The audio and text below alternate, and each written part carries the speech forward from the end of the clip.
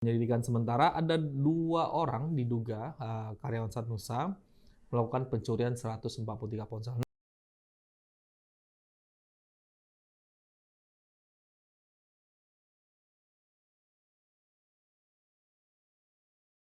Halo, selamat sore, Baca Batam Pos. Bertemu lagi sama saya Juanda dalam edisi Hot News 15 Juni 2024. Nah, hari ini saya sudah ngeliat-liat nih. Saya mengkurasi ada sekitar 10 berita yang terhot sepanjang hari ini di Batam. Dan saya akan nyampaikan ke para pembaca Batam Pos atau para penonton yang menonton YouTube atau Instagramnya atau TikToknya Batam Pos. Berita pertama itu mengenai ada karyawan Satnusa mencuri 143 ponsel. Nah, pencurian ini bermula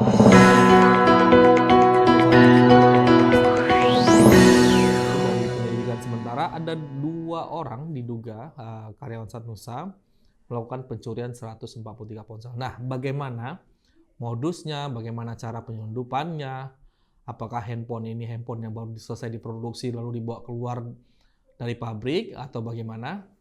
Baca di koran Batam Pos esok hari, nanti ada detailnya tuh.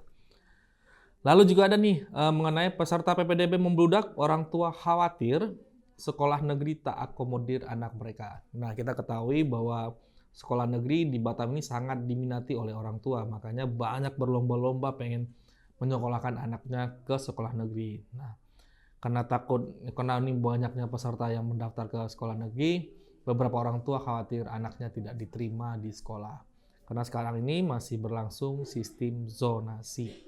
Lalu juga ada nih, cuaca buruk, pasokan sayuran berkurang.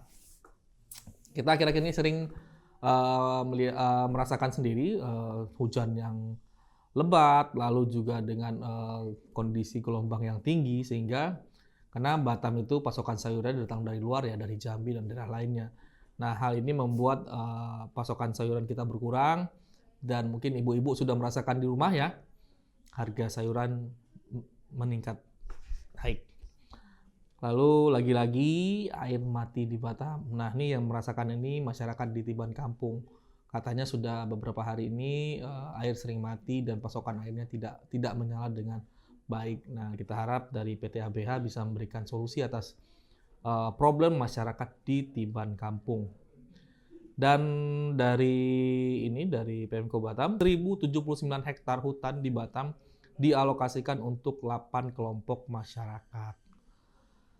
Dan dari kabar Idul Adha, Kemenak Batam mencatat ada sebanyak 4.986 ekor hewan kurban yang disembelih di Idul Adha tahun ini. Cukup banyak ya, katanya lebih surplus, lebih banyak dibandingkan tahun sebelumnya. Nah, ini masih catatan sementara, mungkin bisa menjelang hari H, hari Senin nanti bisa bertambah lagi nih jumlah hewan kurban yang akan disembelih.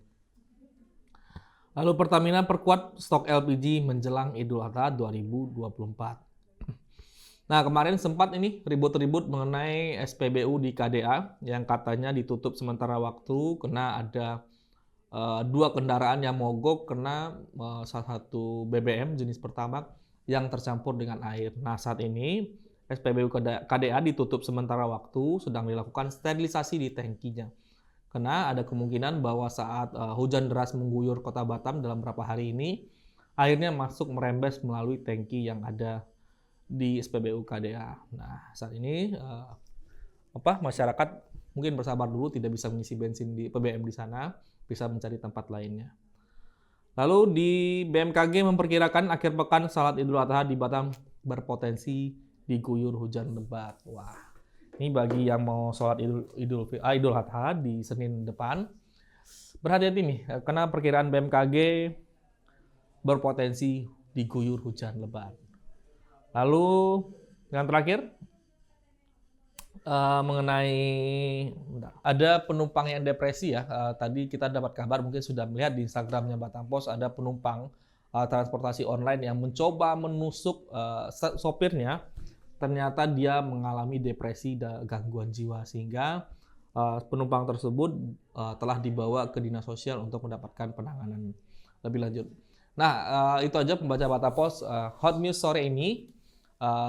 Beberapa berita sudah bisa disaksikan di laman batampos.co.id, juga beberapa video-videonya sudah bisa disaksikan di media sosialnya Batam Pos, Instagram, TikTok, Facebook, YouTube, X, dan Thread. Nah, itu aja pembaca Batam Pos Hot News sore ini. Selamat sore dan salam redaksi.